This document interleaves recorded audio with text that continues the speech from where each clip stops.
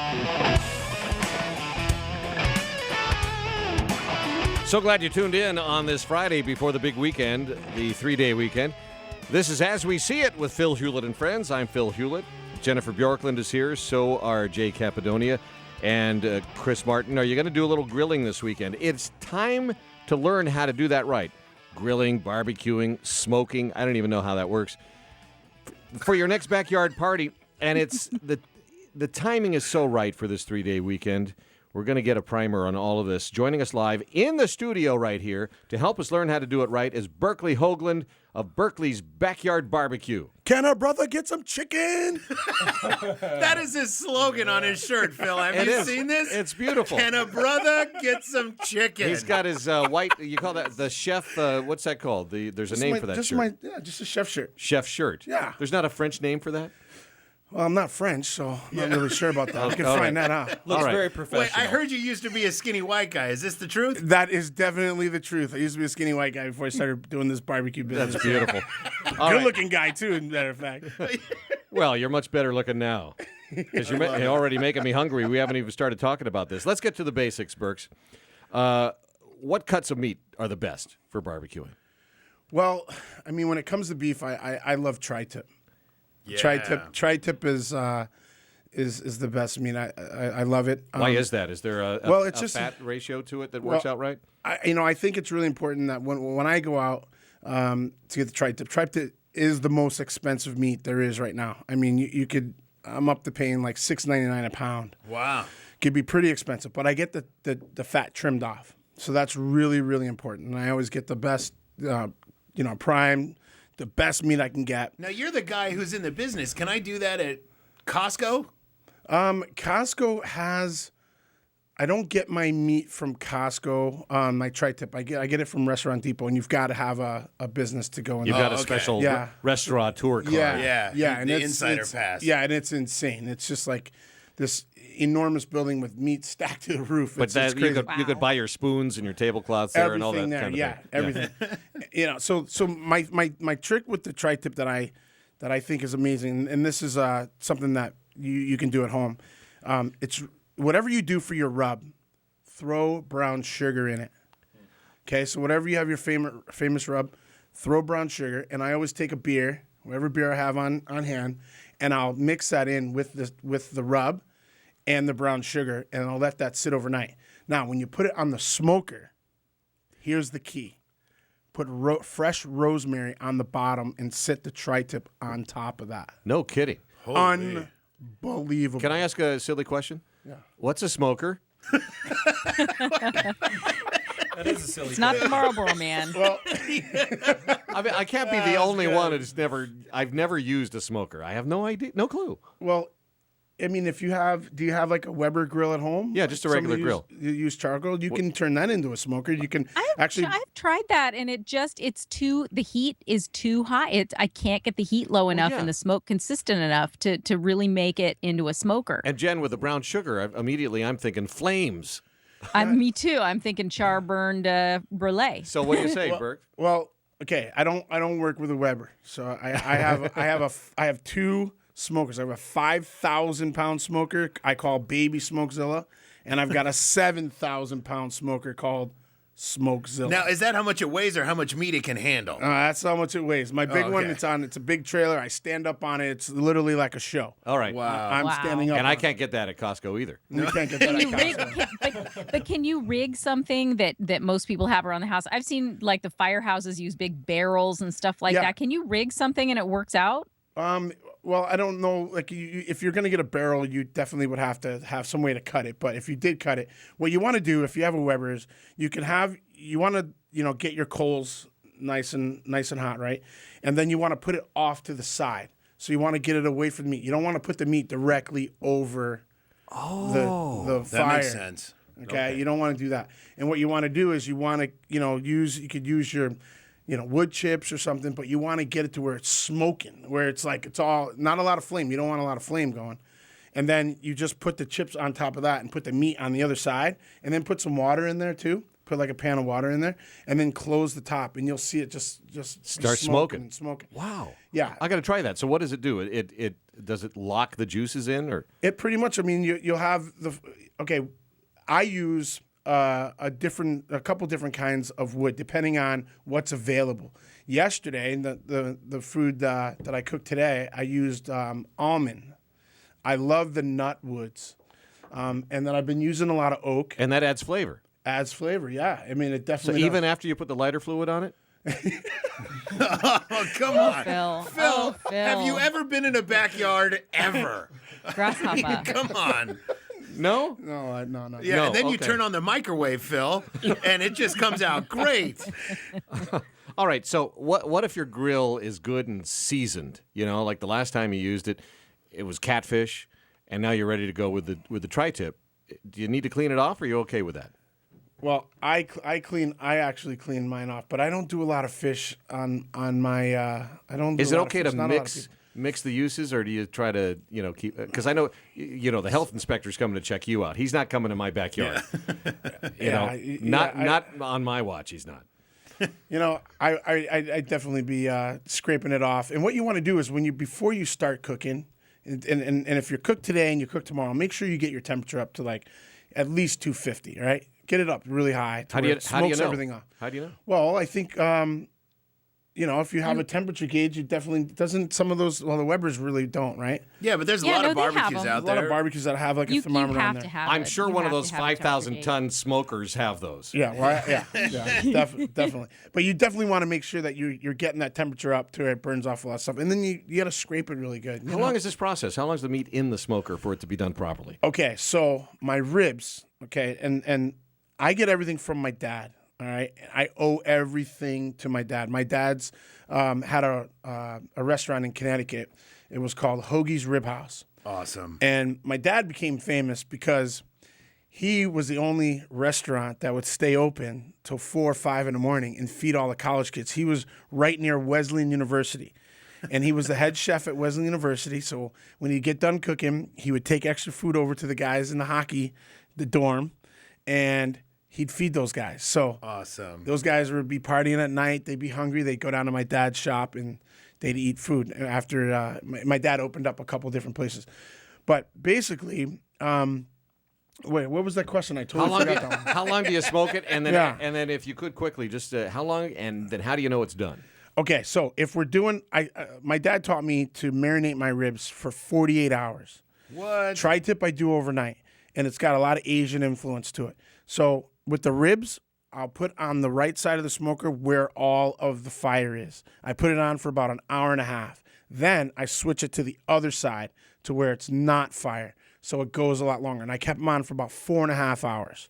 So they're nice and tender. Now, I only know how to take them off because of the fact that when I pick them up with my tong, they basically almost fall off the sides. Oh, you're making my mouth water. So they're ready. They're ready to come off, and I pretty much know that.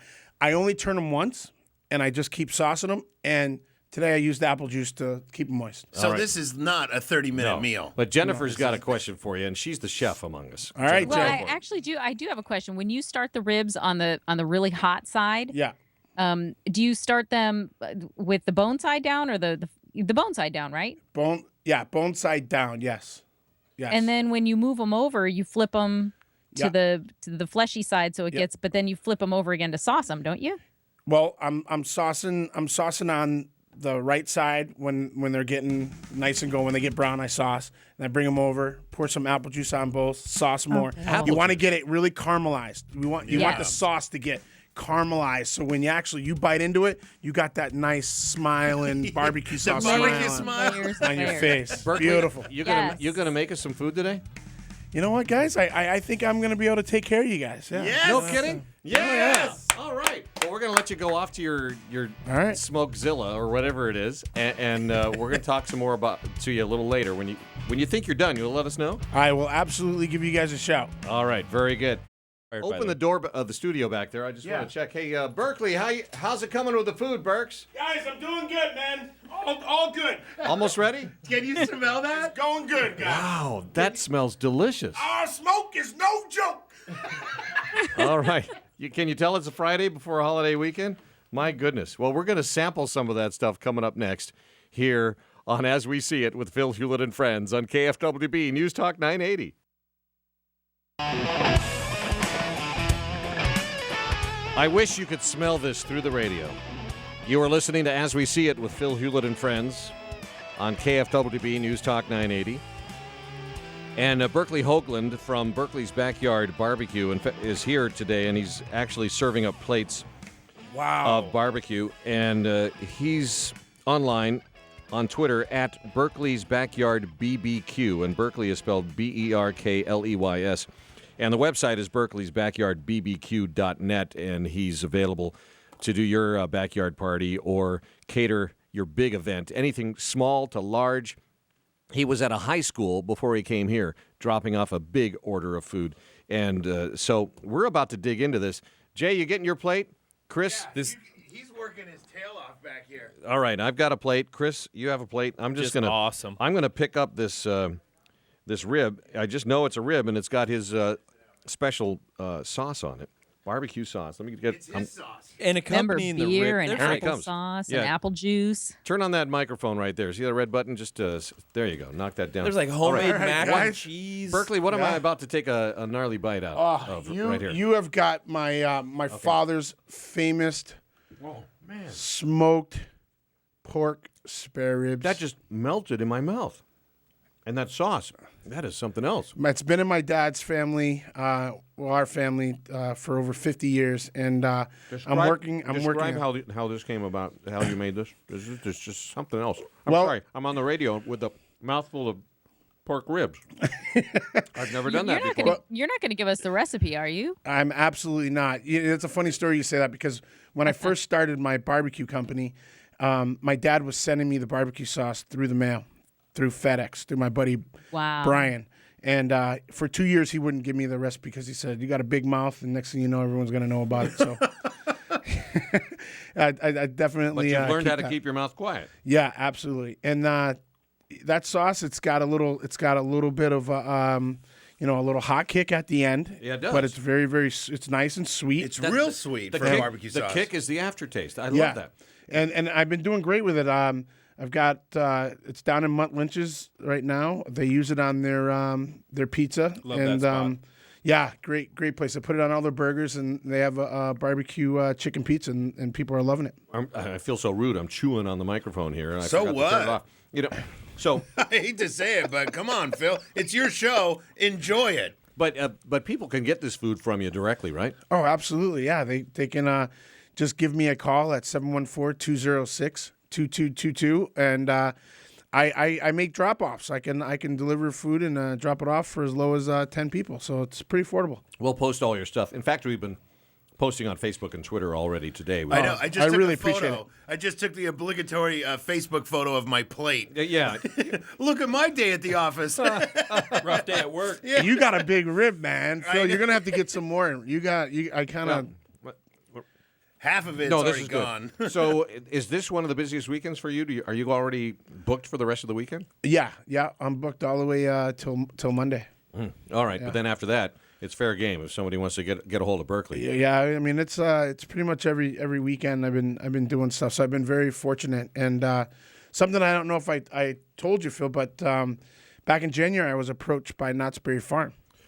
And To put a did they- barbecue spot. Did they keep approaching you, or did they have a couple of words with you and then leave? No, I'm still working on it, man. I'm working on it. So it's still a possibility. Oh heck yeah, man! That's I'm looking huge. to move in September. That Oh, is that's great huge. news. Fantastic. Good Yeah, for I'm you.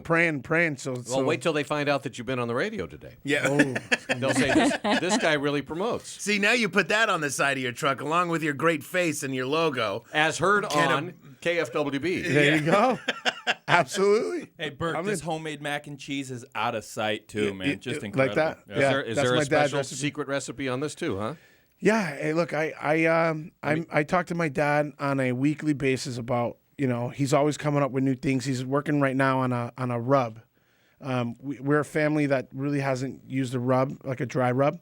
Not that I'm not I'm not opposed to trying one, but my dad's coming up with one right now, and he came up with another barbecue sauce that we're just perfecting right now. Wow. You guys are really close. I love the fact that this is like a family-grown business. Yeah, I think absolutely. that's rad. And you have prepared a very traditional barbecue plate: mac and cheese, coleslaw, beans, ribs.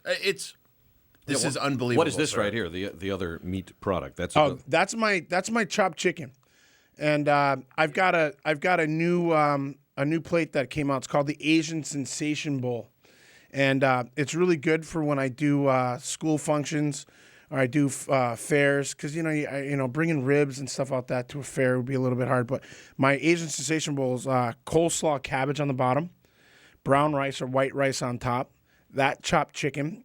My dad came up with a new sauce. It's the Asian Sensation sauce, we call it. It's kind of like a sweet chili teriyaki. And then you put that chicken on, a little bit of that sauce, pineapples, and green onions. Oh. Unbelievable. Well, Amazing. where's that, sir? I mean, I know this plate is good, but He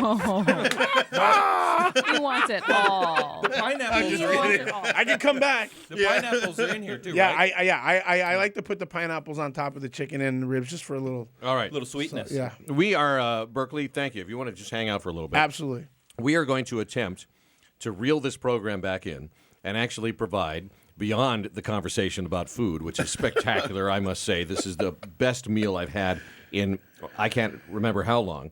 But we actually have a duty to the audience to perform a couple of reasonably good stories here. and not just listen to us chomp. We had the story earlier about the professor in Florida who was bogus. He wasn't really a professor. But, Jay, you have a couple of teacher stories for us just to run by. It's one of these, there are two stories that make you scratch your head so hard you draw blood. I am fascinated with the teacher gone wrong, or the teacher thought this was going to be a bright idea, but it turns out it ends up in a lawsuit.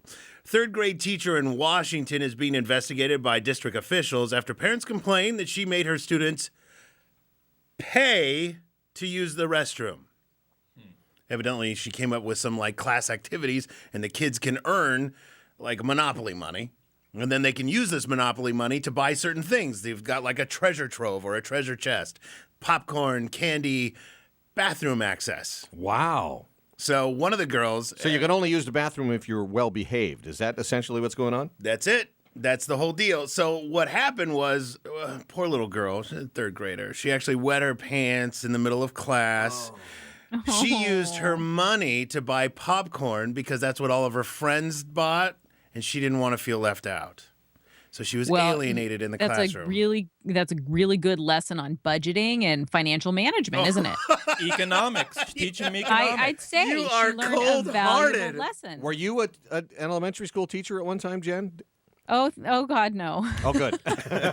Well, thank you. Yeah. I think America thanks you. I'd like Right. to believe the teacher would have let her go to the restroom had she said anything without the money. You know what I mean? Like, Maybe. But then that I'd sets like a to think precedent that, and but- ruins your whole system. Exactly. Not that So I'm supporting it, but just the same. I mean, I if don't you know. let one through, you got to let them all through. And now you got to let this other teacher. You have a second story that I can't believe is happening either. What's Now, that? this is phenomenal. 45-year-old teacher out of New York, female teacher, right? She's a substitute teacher, and she's having some trouble in the dating world. She's dating a younger guy, and then she's dating an older guy. Well, younger guy never really calls her back, while older guy spoils her a little too much. So she asks some people at work what she should do.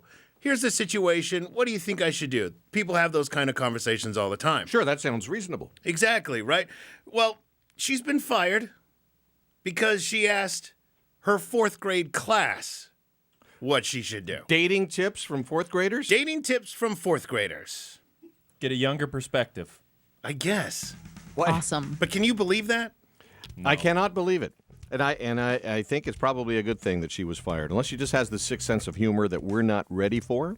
No, that's you just don't do that. No, you don't do it. That was Not fourth That was a graders, bad anyway. move. Yeah. Well, we are going to stay well beyond the end of the program without you knowing while we continue to gorge on Berkeley's Backyard Barbecue. Thank you again, sir. You're the man, Bert.